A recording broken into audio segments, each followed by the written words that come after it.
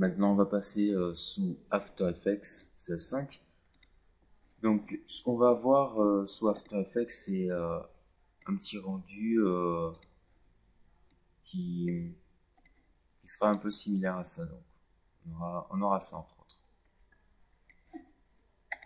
Donc, je vais fermer le projet et créer un nouveau projet. Donc, d'abord, on va classer tous nos fichiers, tout ce dont on aura besoin. On va créer des dossiers. Donc je crée une nouvelle composition, déjà CTRL-N au fichier nouveau. Donc cette composition, je l'appelle finale. Je prends les paramètres prédéfinis HDV, HDTV 720. Donc voilà les paramètres. Je vais prendre une durée de 20 secondes environ. Enfin ça dépendra de vous. Si par exemple vous avez un petit clip ou quelque chose du genre, c'est à votre guise. Couleur d'arrière-plan en noir, comme ceci. Je vais déjà créer un nouveau dossier pour les images. Donc un dossier qui va s'appeler images. Un autre dossier qui va s'appeler son. Ce sera pour le son. Donc dans les images, je vais déjà double-cliquer ici pour importer des images. Donc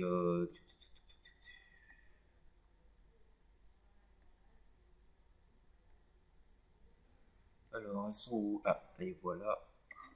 3 jolies. Voilà, je vais déjà importer ça. Les 3 images. Et ensuite, je vais importer ma composition qui a été faite sous Photoshop. Donc ne vous inquiétez pas, je vais vous montrer comment réaliser à peu près l'équivalent sous After Effects. Donc moi je vais plutôt utiliser la composition que j'ai fait sous Photoshop. Pourquoi? Parce que le rendu est meilleur que sous After Effects. Donc je double-clique ici. Je vais juste importer, voilà. Donc ça s'appelle Tutspolar PSD. Voilà. Et donc importer sous, je choisis métrage et je vais fusionner les calques. Calque fusionné. Ok. Voilà. Et donc je le place dans ma composition ici.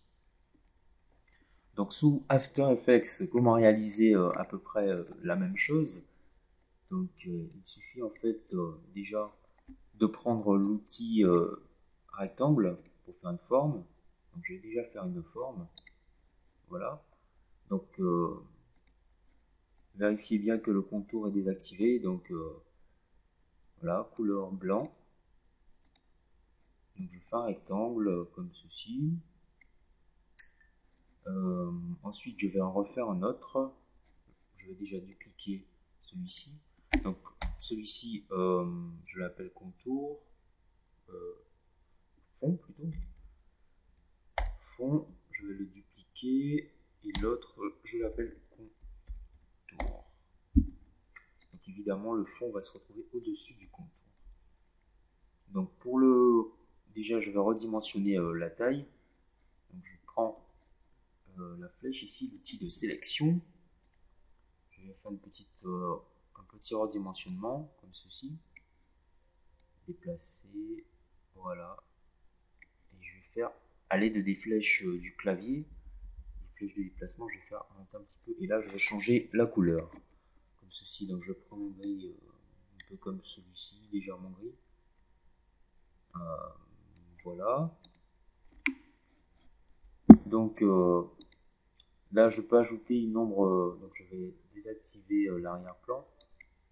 Voilà, je vais ajouter une ombre portée à mon contour, donc je vais ajouter un style de calque. Je fais un clic droit, style de calque, ombre portée. Je peux ajouter une ombre portée comme ceci ou bien prendre l'effet directement ombre portée. Donc après je vais dans les options. Voilà, la distance. Après c'est un peu au choix, hein. Donc je vais aller vite fait puisque je ne vais pas vraiment utiliser. Les réglages c'est un peu comme vous le sentez. Et là sur le fond je vais faire pareil sauf que je vais mettre un style ombre interne. Voilà. Donc une petite ombre interne tranquillement comme ceci. La taille. Voilà. Voilà. Donc après nous avons cet effet. Donc pour avoir l'effet ici avec un effet de dégradé et tout, on peut ajouter l'effet dégradé radial tranquillement, donc sur le fond. Donc je fais un clic droit ici, effet. Donc c'est dans génération dégradé. Voilà, dégradé, type de dégradé radial. Oui. Donc à l'intérieur c'était blanc. On va essayer de le centrer à peu près. On va mettre à peu près là. Enfin, déplacer comme ça. Donc ici on aura une couleur ainsi et là une couleur un peu comme celle-ci. Là on va zoomer légèrement et on va augmenter la dispersion pour donner ce petit effet. Ça c'est sympathique. Enfin moi j'aime bien. C'est tranquille quoi. Donc la couleur d'arrivée, je vais peut-être la changer. Voilà. Donc ça fait assez stylé. On peut garder ça. Voilà. Ça c'était comment réaliser le Polaroid. Voilà. Donc je peux faire une précomposition déjà alors pour faire une précomposition, je fais CTRL SHIFT C où je vais dans calque, je sélectionne tous mes calques, tout en bas ici précomposition. Voilà. Je la renomme pas parce que je ne peux pas la réutiliser. Donc voilà. J'ai celui-là et celui-ci fait sous Photoshop. Donc, je vais juste supprimer celui-ci. Je n'ai pas besoin. Donc la méthode sera la même que vous ayez fait euh, un Polaroid sous Photoshop ou sous After Effects. Donc voilà, je vais juste supprimer ça aussi. Donc je vais centrer à peu près mon Polaroid. À peu près, hein. Voilà. Donc maintenant en fait, je vais ajouter les images. Donc je peux les ajouter une par une. Donc je vais déjà les prendre, les trois, et les mettre au-dessus. Déjà, faire une redimension. Donc les trois sont sélectionnés, j'appuie sur S pour les redimensionner. Et faire une redimension, à peu près comme ceci. Donc déjà je vais... Le Polaroid il est un peu large, je trouve. Donc je vais juste faire monter un peu les images. Voilà. Donc ça c'est pas mal. Donc je vais activer la règle. Donc CTRL R pour activer la règle. Et là je vais placer une règle ici sur le bord, ici là, de l'image et sur l'autre bord de l'image. Pourquoi? Je vais vous montrer par la suite, ça sera pour créer des masques, pour la transition des images par la suite. Donc, ça c'est fait. Maintenant, en fait, il me reste, c'est pas très agréable à voir parce qu'il y a des images qui dépassent. On va s'occuper de ça. Donc déjà, je vais placer mes images. Donc la première, c'est celle-là. Ensuite, en appuyant sur la touche P pour la position, je vais changer la position des autres. Donc faire en sorte qu'elles se touchent légèrement. Vous voyez ici qu'il n'y ait pas trop d'espace à ce niveau-là. Voilà, donc ça sera tout léger. Pas de blanc. Voilà, on colle. Donc, pour celle-ci, raccourci P aussi également. Et donc on aura une autre image qui va descendre. Donc la troisième image qui va descendre. Donc on la voit qui se déplace, On va la faire descendre à peu près comme ceci. On va la ranger par la suite. Voilà. Donc maintenant j'ai toutes mes images. Je vais faire une précomposition de ces images pour pouvoir mieux gérer ensuite les images sur mon Polaroid. Je sélectionne toutes les images. Comme précédemment, je fais un CTRL-SHIFT-C pour une précomposition où je vais dans Calque, précomposition, tout en bas. Voilà, donc j'appelle ça image, ma précomposition image. Voilà. Transférer tous les attributs de cette nouvelle composition, oui. Cocher, ouvrir la nouvelle composition, voilà. Donc le placement, il est bien. Je vais créer, faire un clic droit et créer un objet nul, comme ceci. Et je vais sélectionner toutes mes images et les affilier à mon objet nul. Voilà. Donc en fait, donc je vais mettre une règle à ce niveau pour savoir que ça sera la fin. Voilà. Pour savoir quand arrêter mes images, chaque image. Voilà. Donc avec l'objet nul, déjà j'active la 3D pour tout le monde. C'est plus simple. Donc je me positionne à peu près à. Allez, on va mettre. On va faire ça propre. On va mettre à 2 secondes. Tranquille. À 2 secondes. Je vais créer une image clé. Ouais, pour la position de mon objet nul. Qui va me permettre de déplacer tout ceci. Donc je crée une image clé ici. Je peux laisser genre allez, 2 secondes. Même pas 2 secondes. Donc 1 seconde pour le déplacement. 1 seconde de déplacement, voilà. Et je vais faire voilà, je vais faire déplacer mon image comme ceci. Donc pour faire un déplacement plus rapide, maintenez la touche Shift enfoncée et faites glisser comme ceci. Voilà. Donc on va voir, faut que je zoome un petit peu. Voilà, pour voir à quel moment je vais. Voilà, donc doucement. C'est un peu fastidieux quelquefois. Bon, on va l'arrêter là. Et je vais juste faire monter cette image tranquillement, la dernière, celle-ci, comme ceci, limite dessus.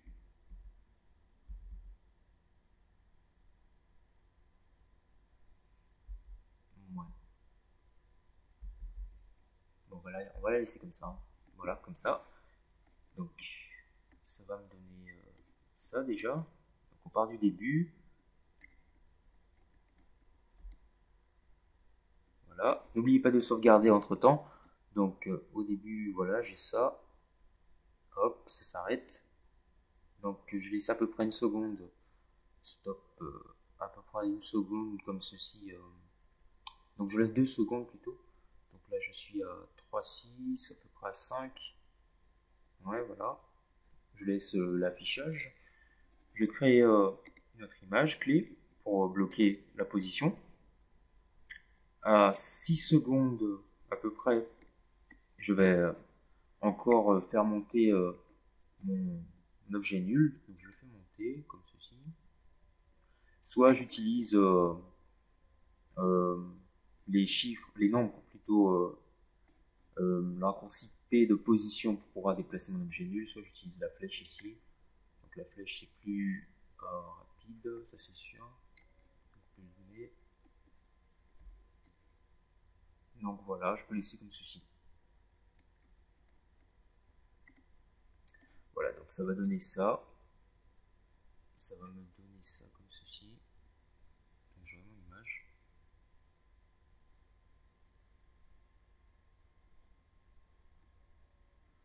Donc voilà, on va regarder la composition finale, qu'est-ce que ça donne. Ça donne ça.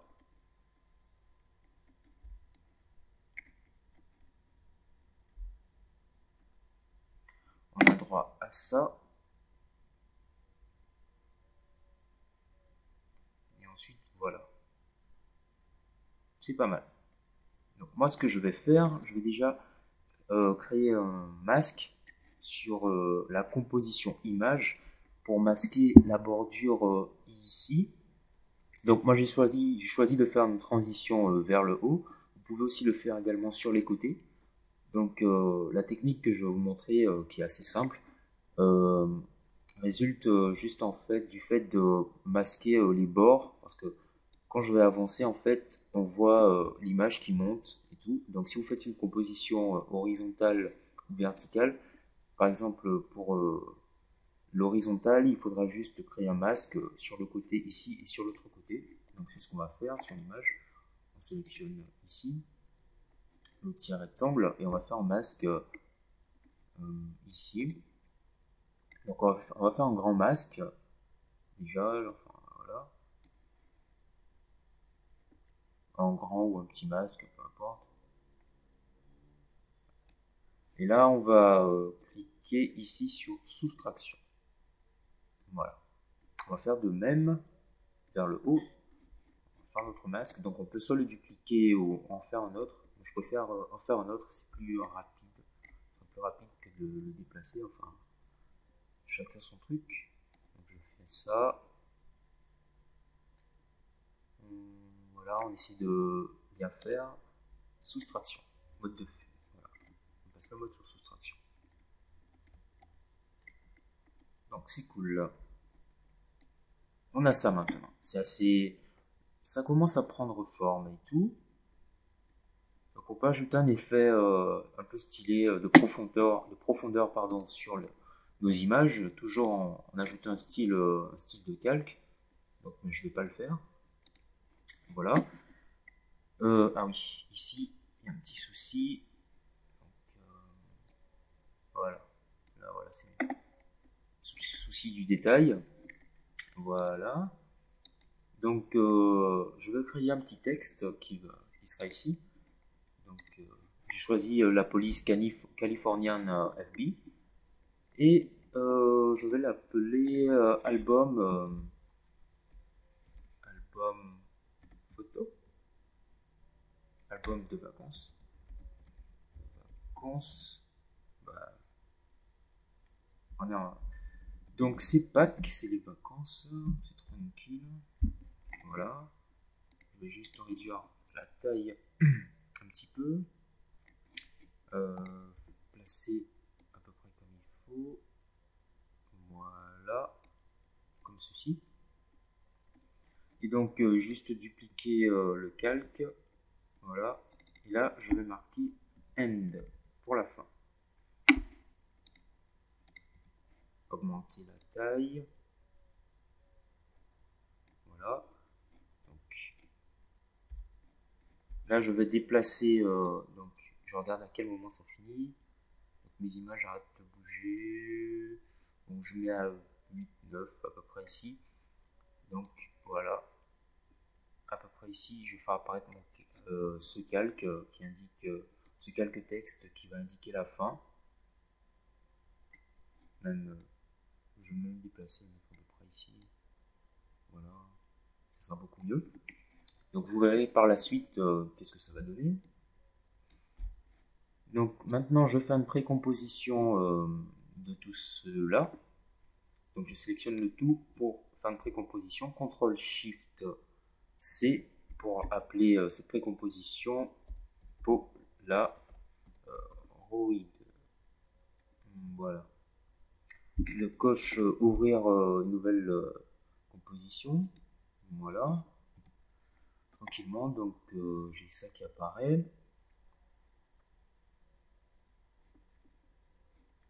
Je vais positionner un peu mieux, comme ceci. Jouer sur l'opacité. Donc raccourcité pour l'opacité, je clique ici pour créer une image clé, je mets l'opacité à 0, pardon. Je valide pas entrer, et là je mets l'opacité à 100. Je valide pas entrer, voilà. Donc juste pour donner une petite impression, comme ceci. Voilà, c'est un peu plus stylé, c'est tout. Donc pour les images, je vais double-cliquer ici et je vais en fait faire disparaître cette image là. Donc on va jouer sur l'opacité également. Raccourcité, ou je peux faire plus simple, voilà, réduire l'image. Je vais plutôt jouer sur l'opacité. Donc raccourcité. Donc je crée une image clé, je me déplace. J'en crée une autre. Donc celle-ci, la première, elle sera à 0. Voilà. Et j'en crée une autre juste avant. Parce que sinon l'image ne va pas apparaître à 100. Voilà. Donc elle va disparaître. Voilà, j'ai fait une petite erreur. Donc celle-là, Elle devait être à 100. Ouais, voilà, 100. Et celle-là à 0. Voilà, on va la mettre à 0. Donc on crée deux images clés ici à 100 et celle-ci à 0. Donc, je vais faire un lissage de vitesse, donc raccourci F9 où je fais un clic droit, assistant d'image clé, lissage de vitesse. Voilà. Je retourne sur la composition Polaroid, ça va, tranquillement, ça va.